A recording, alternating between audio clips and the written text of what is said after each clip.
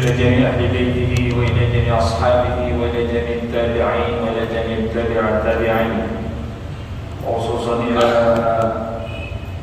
المحقق الداعي إلى الله سيد الحبيب زين بن إبراهيم بن زيد المسلمين وأصوله وفروعه وإلى مؤلف هذا الكتاب السيد الحبيب حسن بن أحمد بن محمد بن سالم مكة وأصوله وفروعه وإلى جميع الشيخين وخصوصا إلى الشيخ بن علي جمعة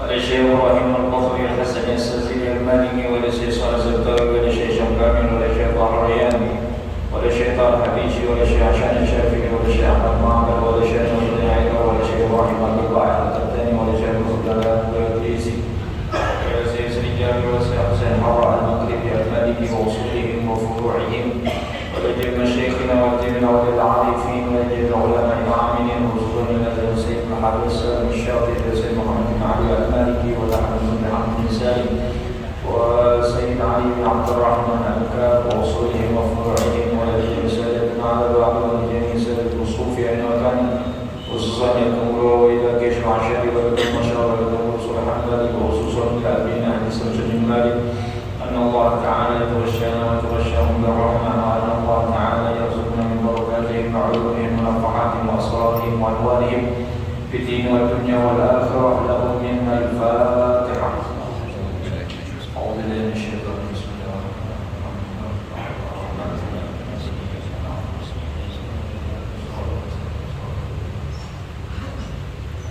Khususan untuk dengan tuat yang belum berusaha sampun meninggal, mudah-mudahan demikian ampunan Allah Subhanahu wa Ta'ala diterima selaku amal kebaikan, demikian kuburannya menjadi taman surganya Allah Subhanahu wa Ta'ala, demikian syafaat baginda Nabi Muhammad sallallahu alaihi wasallam, sama demikian umur mudah-mudahan panjang umur, barakah umur, sehat walafiat, mudah-mudahan tiang belum selalu istiqamah di jalan Allah Subhanahu wa Ta'ala di dalam naungan dan rahmat Allah Subhanahu wa Ta'ala, demikian sehat walafiat, panjang umur, barakah umur, demikian keluasan rezeki, demikian qabul hajat dunia akhirat, demikian bijajari yang saleh dan salihah ala hadhihi niyyah wa li kulli niyyatin salih wa ila hadratin Nabi Muhammad sallallahu alaihi wasallam. Al-Fatihah.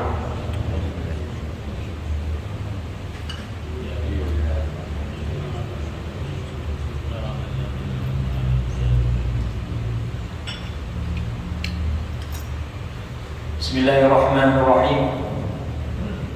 Alhamdulillahi Rabbil Alamin. Wassalatu wassalamu ala ashrafil mursalin Sayyidina wa maulana Muhammadin wa ala alihi wa ashabihi ajma'in. Subhanaka la ilma lana illa ma 'allamtana innaka antal alimul hakim. Rabbi shrah li sadri wa yassir li amri wa hlul 'uqdatam min lisani yafqahu qawli. وسدد لساني واهد قلبي بجاه النبي صلى الله عليه وسلم. أما بعد.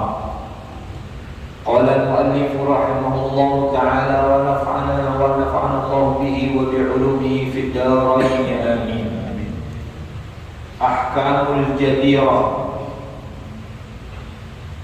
Melanjutkan pembahasan yang berlumpur di dalam kitab At-Taqriratus Sadidah fi Masailil Mufidah pada bab tayamum, tentang hukum orang yang bertayamum atau hukum tentang orang yang memakai jabirah.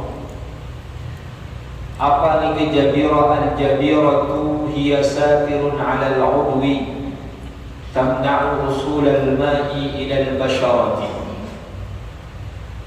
Jabirah nikah adalah hiasatirun 'alal 'udwi, penutup yang menutupi anggota tubuh atau penutup yang menutupi luka yang ada di anggota tubuh. Tamna'u usulal ma'i ilal bashar, yang mana karena penutup tersebut air itu tidak sampai ke kulit. Artinya penutup di sini banyak macam. Paratan perban atau mungkin gips atau mungkin hensaplas dan lain sebagainya, atau uyu cabai, Pokoknya segala sesuatu Nabi penutup yang menutupi luka, sehingga itu yang menghalangi air itu masuk ke kulit. Okay. Maka itu namanya jabirah.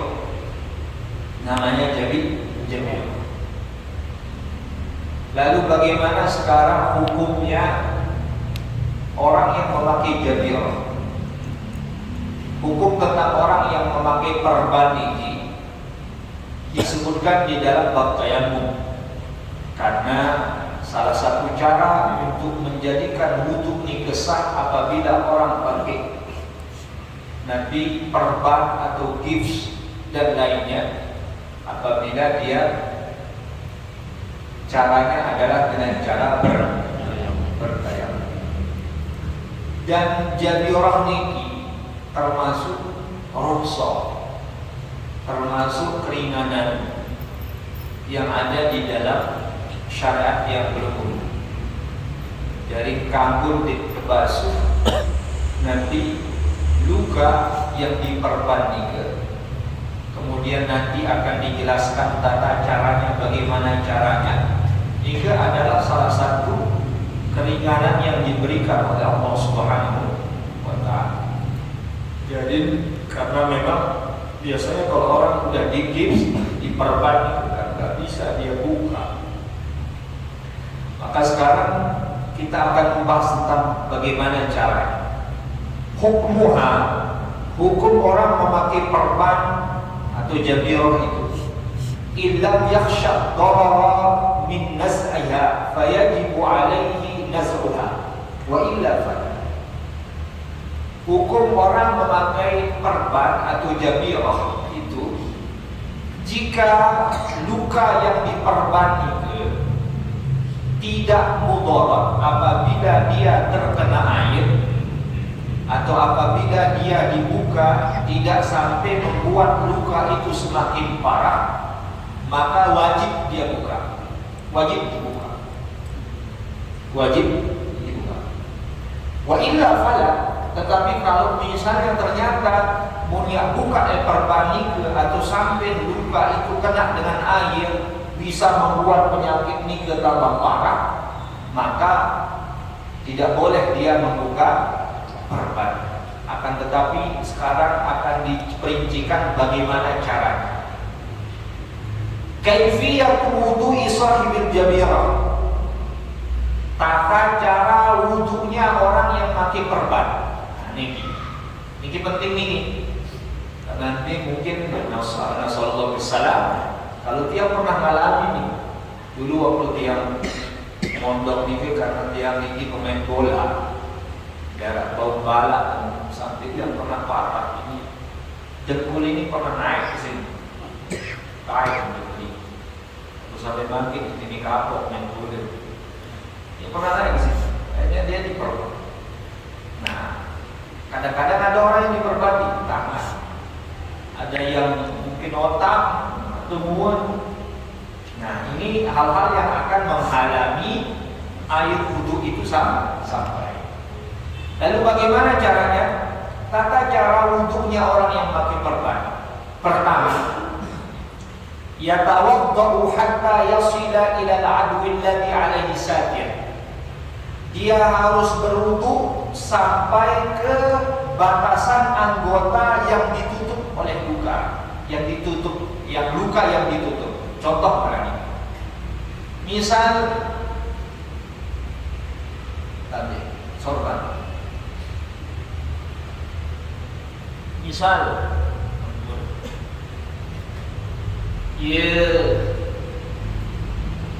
dia luka tangan kiri, dia harus perban misal kan macam-macam rupanya. Misal dia ambil dikit dan bobol waktu mandi. Misal gitu. Kalau misalnya lukanya misal di kiri, perbannya seperti ini, maka caranya bagaimana? Kita wudu mana yang menjadi rukun di dalam basuhan wudhu. Kita wudhu basuhkan muka, setelah muka kan ke tangan. Nah, Nabi yang dibasuh itu pertama kanan, kanan. Ketika dia sampai yang ke kiri, maka dia tayammum anil jari, maka di situ dia tayammum. Ini kan duduk dikit, saya duduk betul luka oleh kiri, maka setelah muka kan tangan, maksidu aidiaku, maka basuhan tangan. Ketika mau membasuh yang kiri yang diperbandingkan, maka di situ sida sebelum membasuh itu sida tayammum. Sida tayammum. Setelah tayammum yaksilus sahih minal adu. Sida cukup membasuh mana yang tidak luka. Berarti ini kita basuh, ini kita. Atau misal menit tadi, maka ini tetap dibasuh. Ini tetap dibasuh. Tetap dibasuh. Ya kesitu sahihah minal. Begitupun tayammum. Tayammum itu ya mana yang di debu itu, mana yang mana yang tidak luka. Atau bisa perban ya, usap di atas perban itu sudah cukup. Kemudian bagaimana?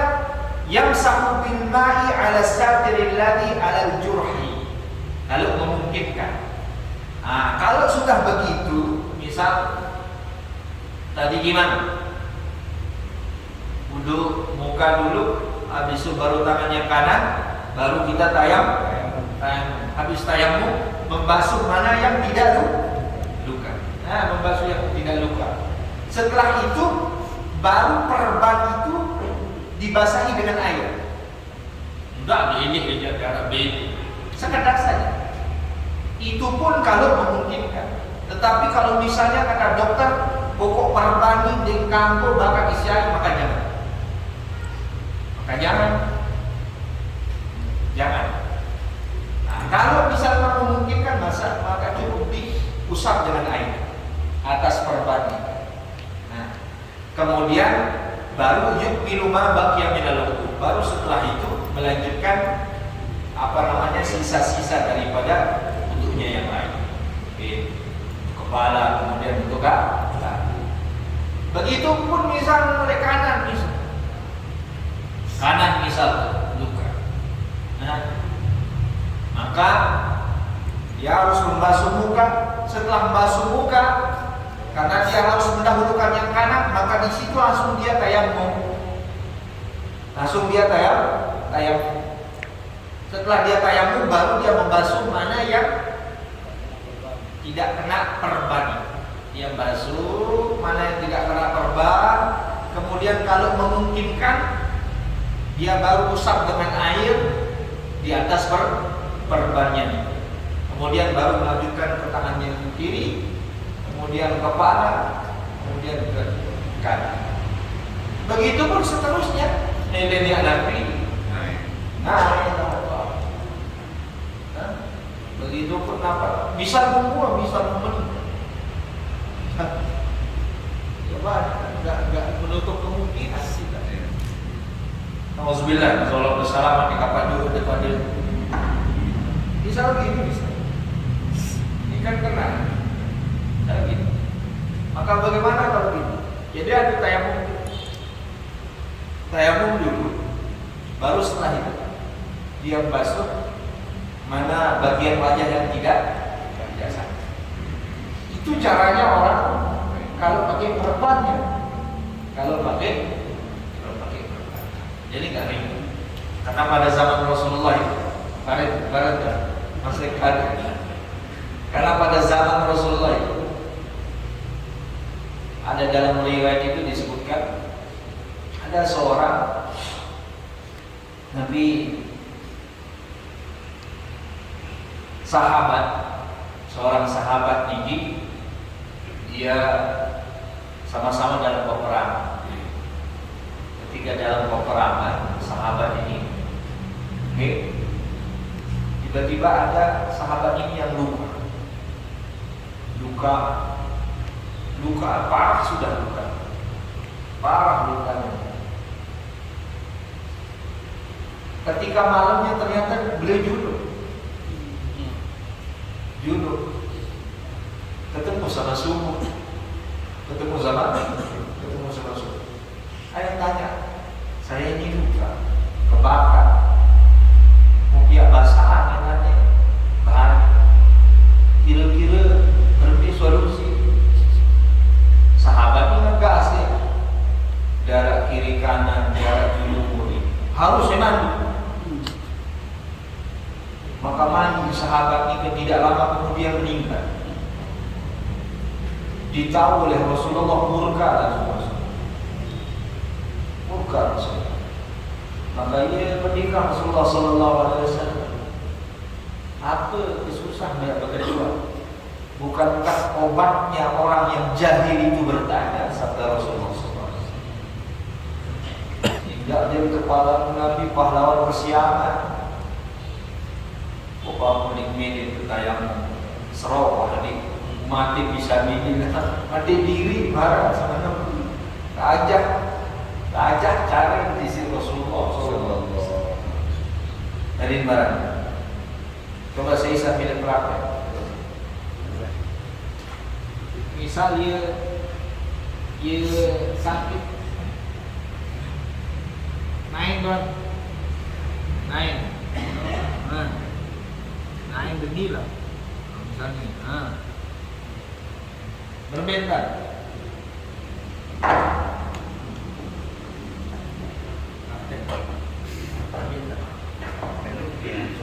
Beliau ini pernah menjawab masjid, beliau yang harus paling duluan paham. Itu biasa kalau wudhu, Terus, kemudian pada kanan dulu, kemudian kepala, ketika masuk kaki, kanan dulu, masuk kanan, baru yang kiri, tayamum. Nah, setelah itu tayamum untuk luka, menyiapkan tayamum untuk sebagai pengganti daripada apa yang tidak. Jadi jadi begitu ya cara Nabi, cara tiang pelunggu. Kalau kita pakai korban, agar sedikit-sedikit hensaplas, terutama nanti di anggota tubuh yang menjadi rumput. Hati-hati. Itu caranya. Paham? Atau dia ulang lagi? Ustaz. Yang sakit di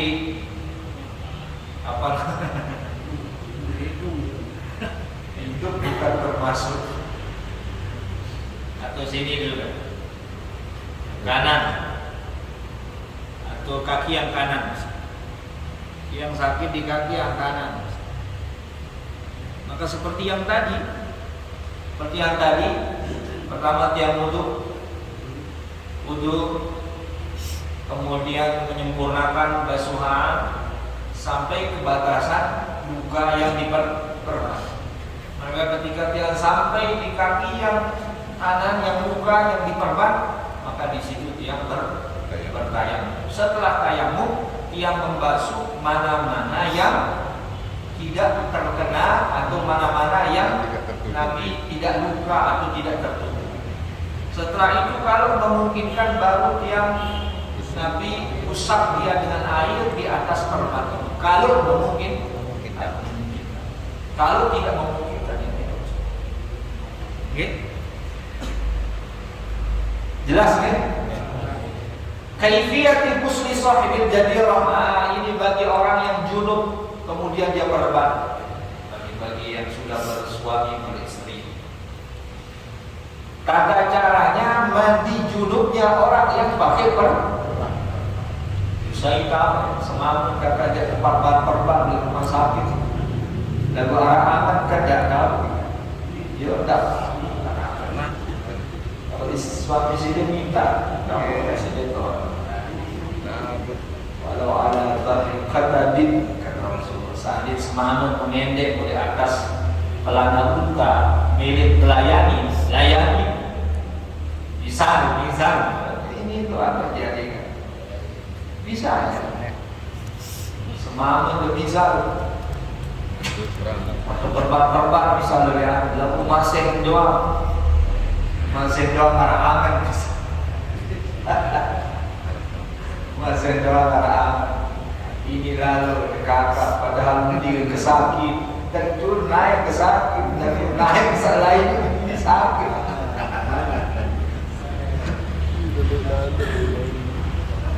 Misalnya junub bisa, gimana cara? Yatakhayyaru baina an yuqaddima al-ghusla awalan aw at-tayammum wal afdalu taqdimu at-tayammumi liyuzila al-ghuslu athar turab. Maka untuk dengan junub, orang yang junub, maka boleh dia memilih mandi dulu baru tayamum atau tayamum dulu baru mandi. Tapi yang lebih afdal itu mendahulukan tayamum. Kenapa? Diuzilal ghuslu atharat turab. Adin sa sonos debu ni kena. Dan ini kan niki arah solusi misal untuk tetap semangat demi dilayani dan tak ajak keperban apa-apa misal. Itu solusi. Tayamum dulu. Tayamum, setelah tayamum maka mandi nanti pas di yang luka itu, pas yang di luka itu jangan dibasuhi, jangan dibasuhi, cukup yang dibasuhi yang tidak luka. Kemudian mana yang diperban yang luka itu ya seperti tadi orang wudu tinggal di usap dengan air saja. Gampang kan? Jadi nggak menghalangi si jadi perban untuk sama istri itu nggak menghalangi. Misal kita terbayar tahiyat, kalau gitu, ya dengan lama ini selalu, gitu. Jadi gitu caranya orang mandi junub kalau dia pakai perban. Dia tayamum dulu, baru dia mandi. Kemudian anggota tubuhnya yang terkena misal tiang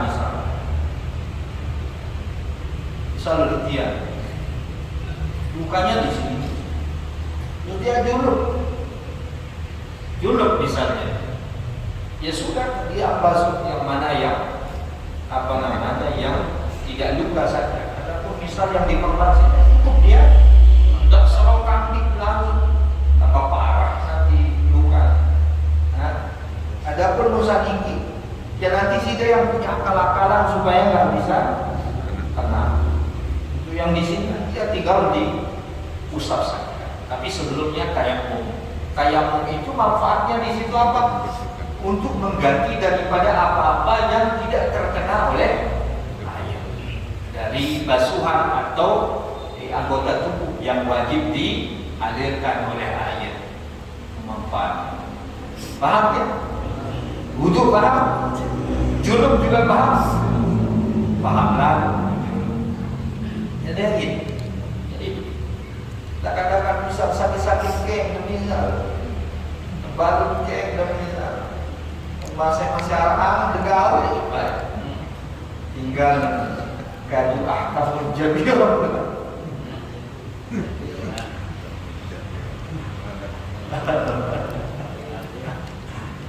Nah, sekarang al-hukmu manfaat ngaji jemaah. Manfaat al-hukmu idza arada an yusalli fardan akhar wa huwa ala tuhrin min qabl. Bagaimana hukumnya jika ada orang yang misal merasa baru nikah, misal merasa tanpa ilmu nikah, dia sudah wudu, misal dia sudah wudu dengan cara, tata caranya orang yang pakai perban baru nikah. Kemudian dia wudunya di zuhur, kemudian masuk waktu asar. Masuk waktu asar. Bagaimana? Maka fi wudu'i, adapun dalam perkara wudu, alaihi ayyatayammama faqat inda Nawawi. Menurut Imam Nawawi cukup tayammum, dia perlu balik wudu. Cukup tayammum, tidak perlu dia balik wudu. Misalnya kalau ada orang perban, kemudian dia wudu dengan tata cara tadi orang pakai perban di zuhurnya, kemudian masuk asar. Kata Imam Nawawi, kalau dia mau sholat untuk waktu yang selanjutnya, maka tidak perlu dia lagi marah-marah dengan wudu, baru dia cukup tayammum. Kata Imam Nawawi, tidak perlu balik ulang awal itu, cukup tayammum. Wahwal mu'tamadu, dan ini adalah pendapat yang paling kuat dalam mazhab Syafi'i. Wa inda Rafi'i, lalu menurut Imam Rafi'i, ini bisa juga dipakai, tapi pakai yang paling kuat. Tapi karena di sini disebut, ya harus. Menurut Imam Rafi'i, yatayammamu wa yuridu ghusl al-a'dha'i allati min ba'dil 'adli alladhi 'alaihi satir. Kalau menurut Imam Ar-Rafi'i, kalau misalnya yang diperban itu tangan, misalnya yang diperban itu tangan, maka cukup dia tayammum, maka dia harus tayammum dan membasuh apa yang setelah daripada luka ini. Berarti dia perlu dua, berarti langsung ibu, langsung bulu, langsung itu ya. Atau misal ternyata naik kanan kalau misalnya itu luka, bisa ketemu lagi dengan waktu untuk sholat fardu yang lain, maka nggak perlu dia membasuh muka, nggak perlu dia membasuh tangan, nggak perlu dia membasuh kepala, ya cukup langsung dia membasuh kaki. Itu menurut Imam Ar-Rafi'i. Tapi gampang-gampangan pilih sudah Imam Nawawi yang mengatakan nggak perlu repot-repot, langsung tayammum. Jadi memang mengarah dengan sakit oleh rumah sakit. Sakit oleh rumah sakit, ya sudah, suruh saja Nabi wudhu dulu dengan cara orang memakai perban jadirah itu. Kemudian apabila dia masuk waktu, ya cukup dia tayammum. Nikah tapi apabila dia nggak batal, lalu dia nggak, kalau batal yang ulang lagi.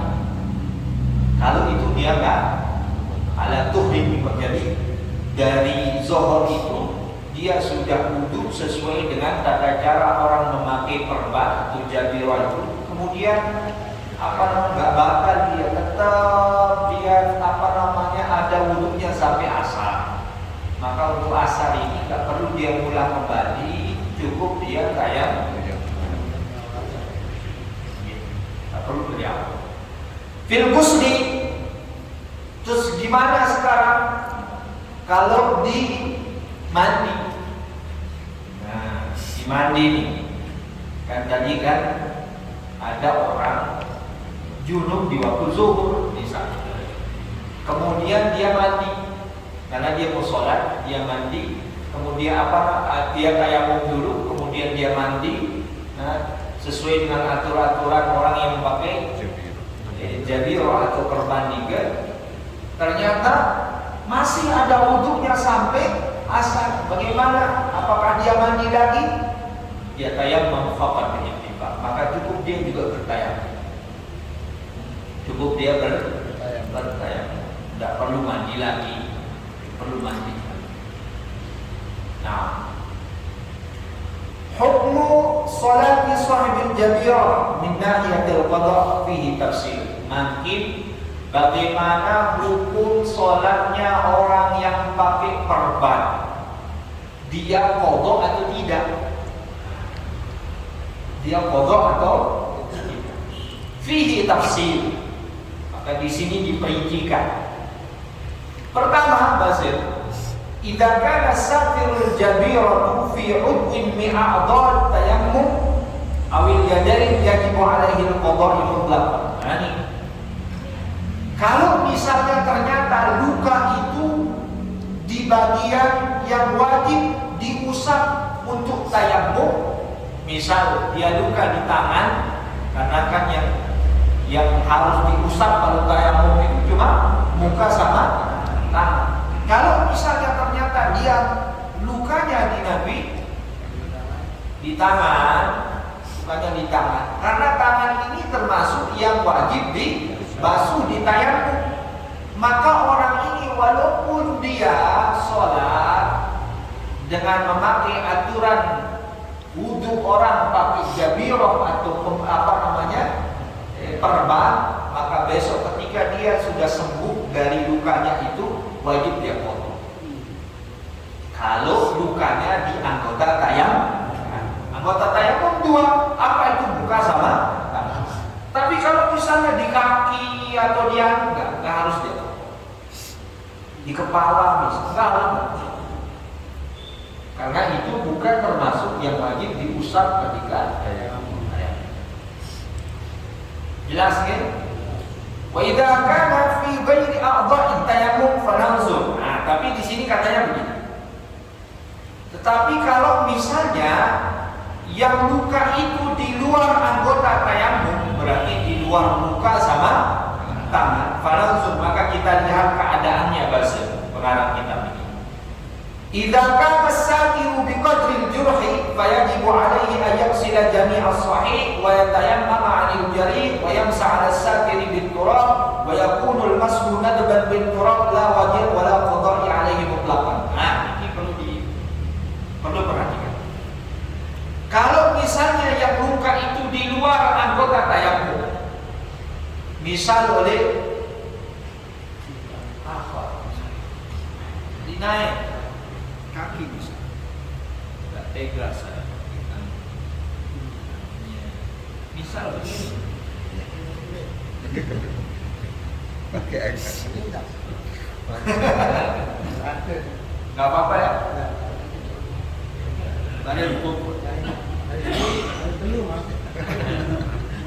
Para janggang gitu ya, masih keringan. Misalnya begini. Berarti kalau di kaki ini kan, kaki ini bukan termasuk anggota tayammum. Misalnya kaki, ya kaki. Kalau misalnya ukuran perban itu pas dengan luka, unikin dia pas, lalu beli lagi. Misalnya, dia luka di sini misalnya. Jadi bisa. Ini kan pas dengan luka.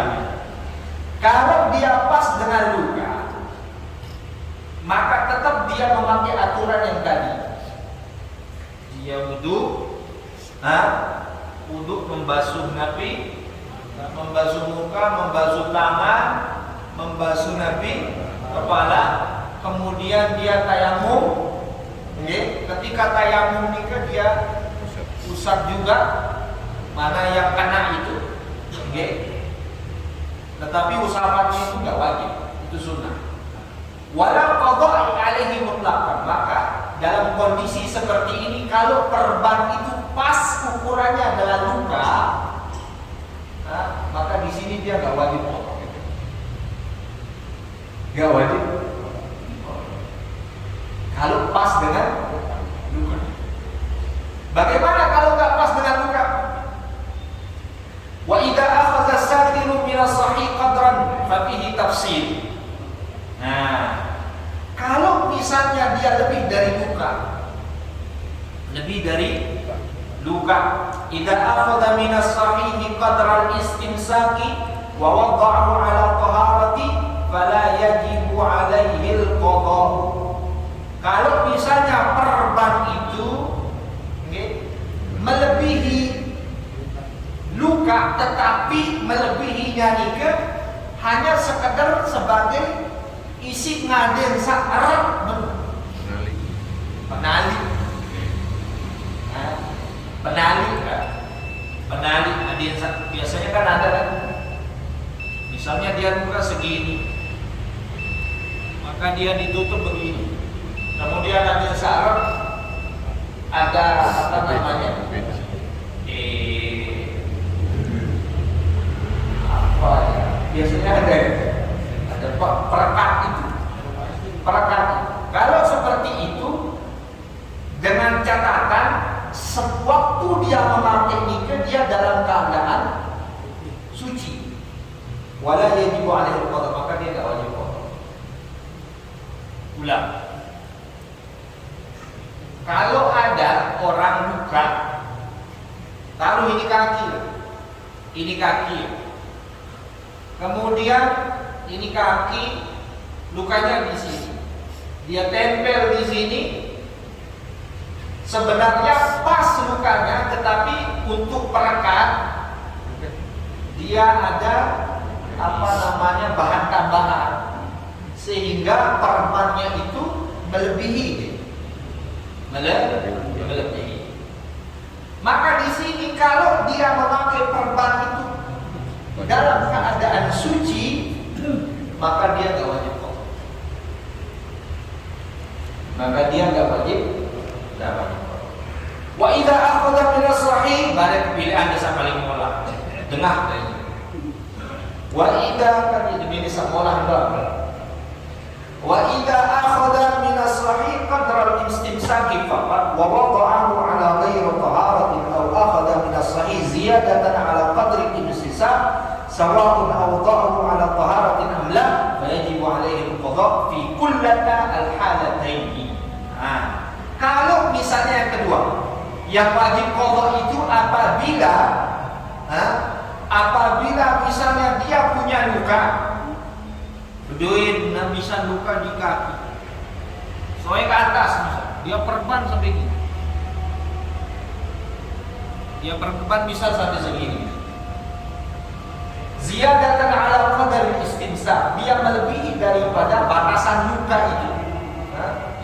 Kalau dia melebihi daripada batasan luka itu, mau dia dalam keadaan suci, mau dia dalam keadaan tidak suci, wajib qada. Wajib dia qada. Wajib dia. Wa amma idza lam yakun 'ala al-jurhi satirun fa yajibu 'alaihi an yaghsila as-sahih wa yatamamma wa la qada'a 'alaihi mutlaqan walau kana fi 'adha'i tayammum. Tapi barang ini jemaah, kalau ada orang luka, kemudian dia nggak pakai perban, karena dengan bakat, dia nggak pakai perban, jadi memang lukanya luka sudah, dia nggak pakai perban. Nah, maka yang wajib dia basuh itu adalah mana-mana yang tidak sakit, tidak luka, okay? Kemudian dia tayamum, walau qada alaihi mutlaqan, dan dia enggak perlu mengqada salatnya. Walau kana fi a'dha'i tayammum, walaupun luka itu di bagian yang wajib diusap pada bagian tayammum. Misal oleh imam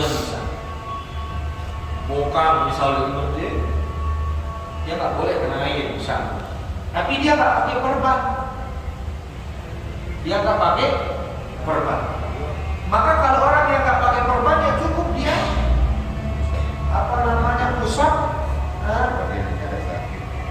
usap yang tidak luka, kemudian dia tayamum. Dan kondisi seperti yang nggak diperban seperti ini, dia nggak harus kotor, nggak harus dia. Wal ikhtar Imam Nawawi ini pada pilih. Ingin pada pilih. Kemudian Imam Nawawi fi majmu'ihi, di dalam majmu'nya, qaul al-Muzani wa huwa annahu la qada'a ala sahibil jabirah mutlaqan lianna kulla salatin wajibat fil waqti wa in kanat ma khilalin la yajibu qada'uha haitsu annahu adda wazifatal waqti wa innama yajibu al-qada'u bi amrin jadid wa lam yasbut fihi syai'un bal sabata khilaf. Bahasa Imam Nawawi, beliau lebih memilih pendapatnya Imam Muzani yang mengatakan bahwa